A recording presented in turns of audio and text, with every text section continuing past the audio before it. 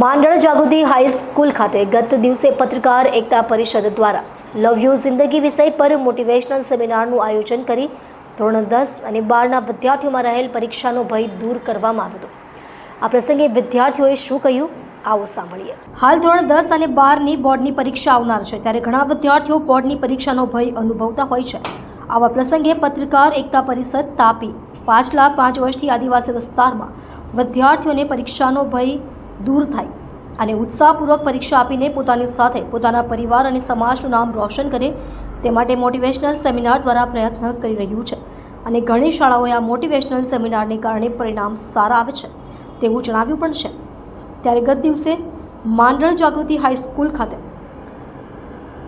ઉડાન મોટિવેશનલ ગ્રુપના motivational speaker doctor Bindeshwari શાહે વિદ્યાર્થીઓને જણાવ્યું હતું કે સપના એ નથી જે તમે ઊંઘ્યા પછી આવે, સપના એ છે જે તમને ઊંઘવા જ નથી દેતા અને જીવનમાં અત્યારે જાગતો હતો આખી જિંદગી આરામથી ઊંઘી શકશો।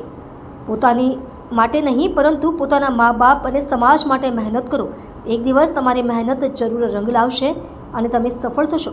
સાથે જ એમણે પરીક્ષાનો કોઈ પ્રકારનો ભય ન અનુભવો અને નિર્ભય બનીને પોતાના લક્ષ્ય તરફ આગળ વધો તે માટે વિદ્યાર્થીઓને પ્રોત્સાહિત કરવા માટે અલગ અલગ ઉદાહરણો પૂરા પાડ્યા હતા અને પત્રકાર એકતા પરિષદ દ્વારા સોનગઢ અને ઉત્સવ તાલુકાના તમામ ધોરણ 9, 10, 11 અને 12ના વિદ્યાર્થીઓને મફતમાં બેઝિક કોમ્પ્યુટર ક્લાસ અને સ્પોકન ઇંગ્લિશના ક્લાસ કરાવવાની ભેટ આપી જાહેરાત પણ કરી હતી, જેમાં નામ નોંધાવવા માટે 9979391495 નંબર પર સંપર્ક કરવા અથવા પોતાનું નામ અને એડ્રેસ મેસેજ કરવા જણાવવામાં આવ્યું છે।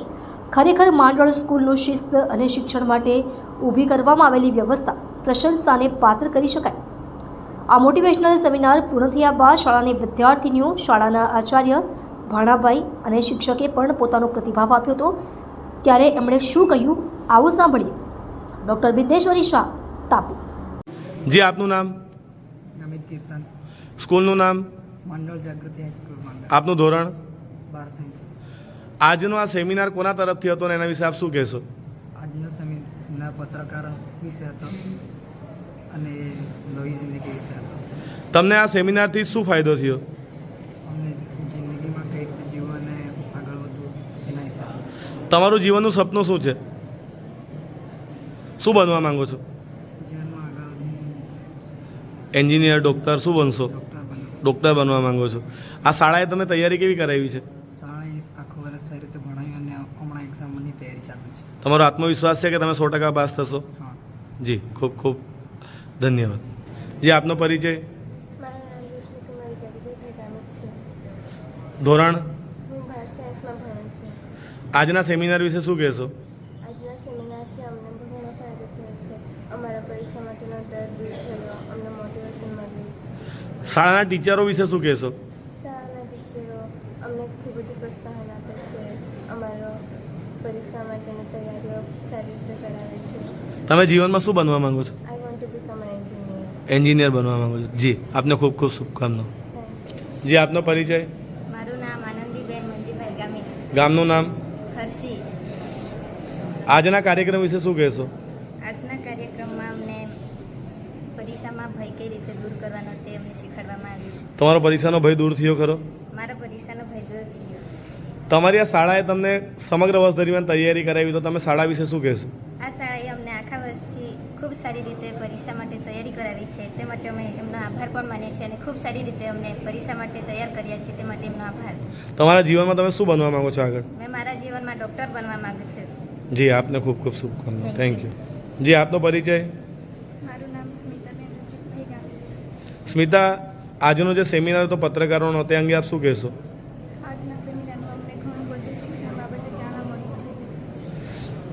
તમે જીવનમાં શું બનવા માંગો છો? જીવનમાં હું મોટી થઈને સારી અધિકારી બનવા માંગુ છું। સરકારી અધિકારી બનવા માંગો છો। આ શાળાની તૈયારી તમને કેવી કરાવે છે? આ શાળા અમને ઘણી મહત્ત્વની તૈયારી કરાવે છે। જી, આપને ખૂબ ખૂબ શુભકામના। Thank you. જી ટીચર, આપનો પરિચય? મીનાબેન અતિશી રાવલજી, સ્કૂલનું નામ? માંડળ જાગૃતિ હાઈસ્કૂલ। આજે જે સેમિનાર હતો એ કોના તરફથી હતો અને તે અંગે આપ શું કહેશો? આજનો જે સેમિનાર હતો ખરેખર એકતા પત્રકાર પરિષદ તરફથી અને એ ખરેખર આજે અમારા હૃદયને સ્પર્શી ગયો. ખરેખર આવો કાર્યક્રમ વર્ષમાં 2 વાર તમે જો કરો તો અમારા એના બાળકો માટે ખૂબ જ જરૂરી છે અને એનાથી ઘણું બધું પ્રોત્સાહન એમને મળી શકે. મેડમ, બહુ બધા લોકો આજે તમારી સ્કૂલની સાથે બધા જ વિદ્યાર્થીઓ આજે બોર્ડની પરીક્ષા આપવા જઈ રહ્યા ત્યારે એમને શું કહેશો? બસ હું એમ કહું છું કે તમે જે રીતના આજે પ્રોત્સાહન બાળકોને આગળ વધે એવું આપ્યું, એવું અમે પણ એવું ઈચ્છીએ છીએ કે અમારા બાળકો કેટલા IPS બને, કોઈ ડૉક્ટર બને, કોઈ એન્જિનિયર બને અને દરેક વિદ્યાર્થીઓ આગળ વધે. સમગ્ર વર્ષ દરમિયાન આપની તૈયારી શાળામાં કેવી હતી આ લોકો માટેની? ખરેખર અમારી શાળા એમ જોવા જઈએ તો અમારા અહીંયાના જે ટ્રસ્ટીશ્રી, પ્રમુખશ્રી, જે ફાધર છે તે આચાર્યશ્રી અને અમારા શિક્ષક મિત્રો ખરેખર યુનિટીમાં કાર્ય કરે છે અને એ કાર્યમાં એટલું સરસ કાર્ય કરે છે કે અમારા બાળકો ખરેખર એમની પાસે નથી કોઈ ટ્યુશન કે નથી એ લોકો પાસે ઘરનું વાતાવરણ, છતાં પણ એમને અમે પૂરે છેલ્લે સુધી અત્યારે પરીક્ષા આવવાની છે છતાં પણ અમને સ્કૂલમાં જ એમને મહેનત કરાવીએ છીએ અને બને એટલું વધારે પરિણામ લાવી શકે. જોઈએ તો અહીંયા આગળ તાપી જિલ્લા અમારી શાળાનું પરિણામ ખૂબ જ સરસ છે. તમે જો તો સામાન્ય પ્રવાહનું આગળ વર્ષે પણ અમે 91% રિઝલ્ટ લાવ્યા છે, સાયન્સનું પણ અમે 87% લાવ્યા છે અને 10માનું પણ 78% લાવ્યા છે. વારંવાર એ લોકોને અમે અહીંયા ભણાવીએ છીએ, એ લોકોને જરૂર હોય તો અમે ચાની વ્યવસ્થા કરીએ છીએ. જેમ બને તેમ એ લોકો આગળ વધે અને સારી પ્રગતિ કરે એ રીતે બાળકો માટે અમે ખરેખર અમારા અહીંના ટ્રસ્ટી જે ફાધરો છે તે વારંવાર અમારી પાસે આવે છે, એ લોકોના માર્ક્સ જોઈએ છે, એ લોકોને જ્યાં જરૂરી હોય ત્યાં એમને પ્રોત્સાહન આપે છે. અમારા આચાર્યશ્રી અમને એટલું સરસ માર્ગદર્શન આપે છે અને અમે બધા ટીચરો યુનિટીમાં કાર્ય કરીએ છીએ કે અમારા બાળકો જેમ બને તેમ આગળ વધે અને આ બાળકોને અત્યારે જરૂર છે. જી મેડમ, ધન્યવાદ. જી સર, આપનો પરિચય? ગામિત ભાણાભાઈ એન ઇન્ચાર્જ આચાર્ય માંડલ જાગૃતિ હાઈસ્કૂલ. સર, આજના જે કાર્યક્રમ છે એ અંગે શું કહેશો? ઘણો આનંદ થયો, કારણ કે અમારો શાસ્ત્ર કહે છે કે સત્યને તમે જાણશો તો સત્ય તમને મુક્ત કરશે. એટલે જીવનને લગતી જે સત્યતા આપણે રજૂ કરી છે એ ખરેખર બાળકો સમજ્યા છે અને એમના જીવનમાં જે નકારાત્મક બાબતો હતી એથી મુક્ત થશે જ. સર, સમગ્ર વર્ષ દરમિયાન આપને આપના સ્ટાફે જે તૈયારી કરાવી છે આપને શું લાગે છે પરિણામ કેવું આવશે? પરિણામ ગત વર્ષ કરતાં ખૂબ સારું આવશે, કારણ કે અમે જુદી જુદી પ્રયુક્તિઓ કરીએ છીએ. આ વર્ષે જુદા પ્રકારનું સતત પ્રેક્ટિસ, એક્ઝામ દ્વારા પ્રેક્ટિસ આપી રહ્યા છે અમને, લેખન પ્રેક્ટિસ. એટલે મને લાગે છે કે ગત વર્ષ કરતાં પરિણામ અમારું ઊંચું આવશે. સર, બોર્ડની પરીક્ષા આપવા જનાર દરેક વિદ્યાર્થી માટે એક લાઇનમાં શું કહેશું? એક લાઇન માટે એટલું જ કહીશ કે એમની મહેનતને સલામ છે અને એમની મહેનત પર ઈશ્વર કૃપા વરસાવે અને સુરક્ષિત રાખે એમને પરીક્ષા. જી સર, થેન્ક યુ.